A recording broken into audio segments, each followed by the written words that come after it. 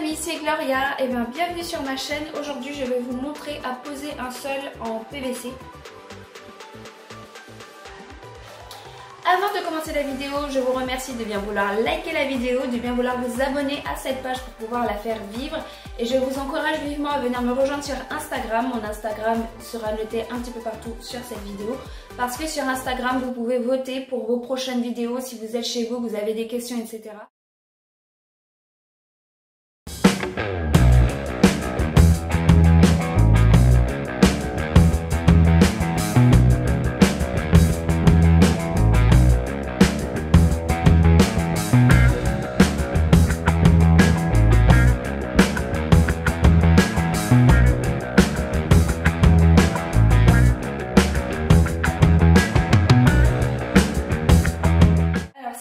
Donc on va partir tout de suite avec le matériel, c'est ça que je veux dire. Le matériel, c'est parti.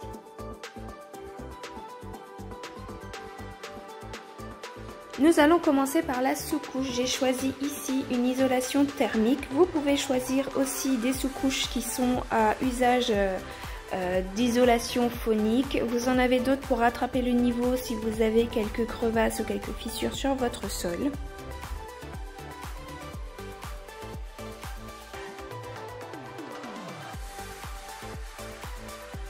Pour cette pièce, j'ai choisi de mettre une imitation carrelage parce que de l'autre côté, j'aurai une jonction avec une imitation parquet et je ne voulais pas de rendu différent de parquet.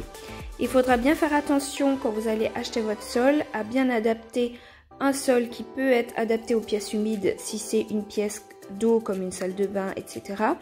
Et aussi adapter l'intensité de passage. J'ai pris une intensité forte parce que on circule beaucoup dans cette cuisine contrairement à une chambre d'amis par exemple.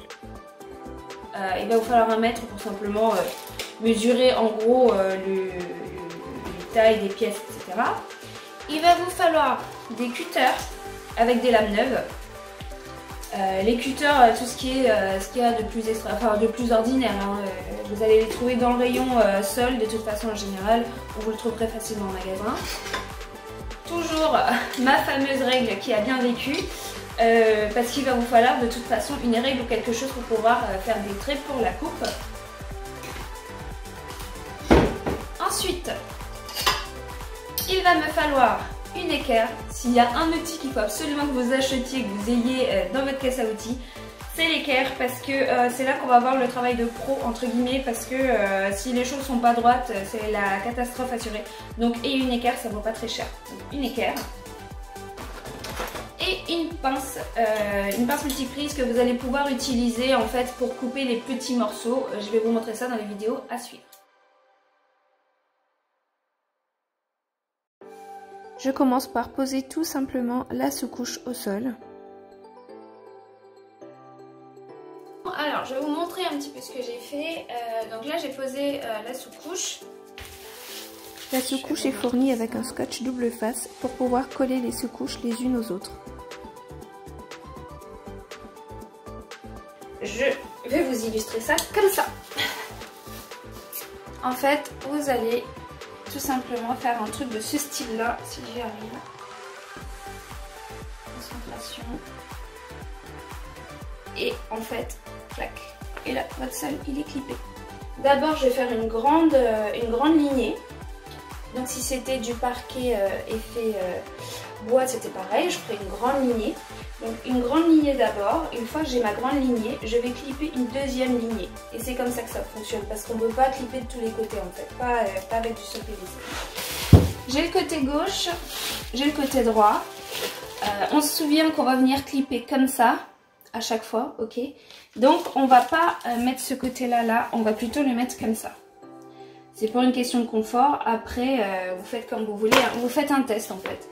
Si vous mettez ça là, dites-vous bien que ce sera plus simple de clipper comme ça, d'accord? Hop. Donc il faut absolument que le gros côté, ok, celui qui dépasse, soit vers vous. Donc là, on met celui qui dépasse vers nous. Je mets ça là.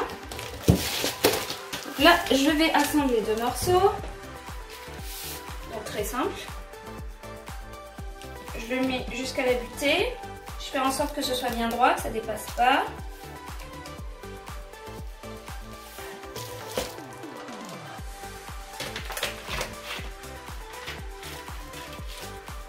Voilà. Je le cale comme il faut. Mesurer la distance, la reporter là et couper. Ça fonctionne aussi. Et d'ailleurs c'est ce que je vais faire. Ouais, c'est ce que je vais faire.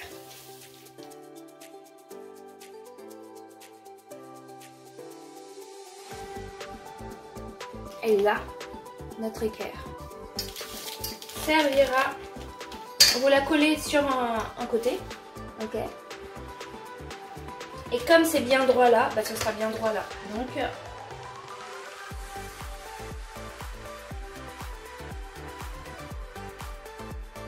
maintenant vient la coupe. Chose que j'adore avec ce sol, c'est que tout se coupe avec un cutter ou un cutter. Vous voyez ce que je veux dire quoi.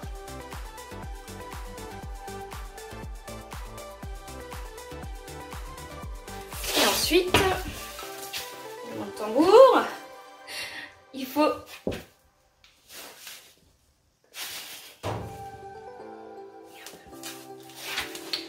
que je me mette debout. Oh no. On la refait. Et bouge pas toi, comment veux-tu que j'y arrive aussi? Fais gaffe. Il y a du pétri toi. Tu me cherches hein? Après tant de choses vécues ensemble. Roulement de tambour.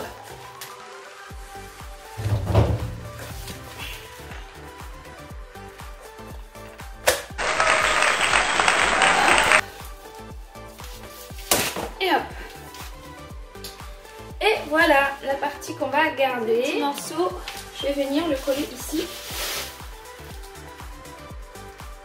Là.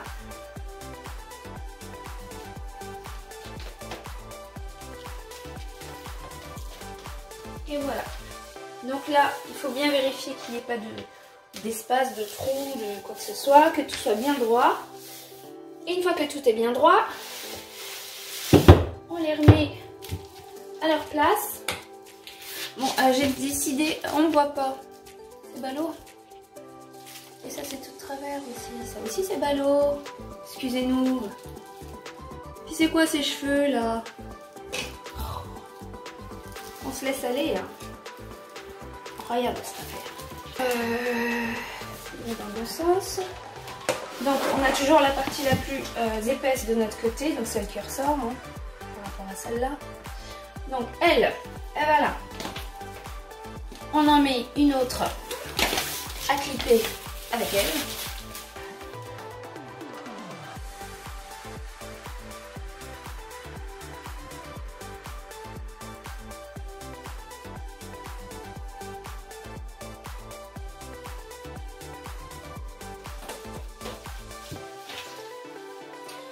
Maintenant qu'on les a rapprochés, je vais tout simplement venir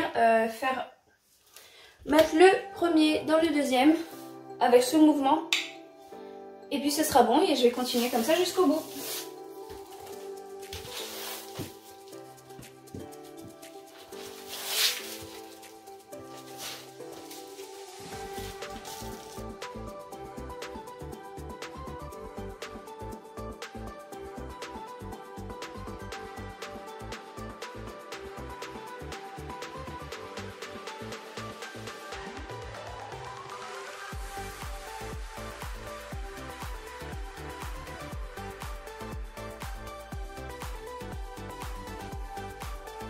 Pour pouvoir faire cette découpe, je vais tout simplement utiliser le carton dans lequel ont été livrées les dalles parce que le carton est exactement de la taille des dalles. J'enlève tout simplement les côtés superflus. Je vais ensuite utiliser le carton comme gabarit et je vais pouvoir découper partout autour.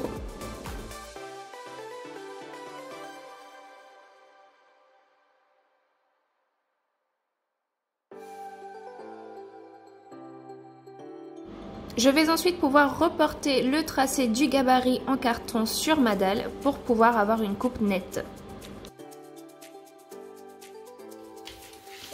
Donc j'ai fini de découper et de placer cette partie-là. Donc elle rentre parfaitement. Je vais la clipper après. Donc il faut aussi que je mette du coup le petit bout ici. Donc voilà, j'ai mesuré 24,5. Normalement ça y va. Donc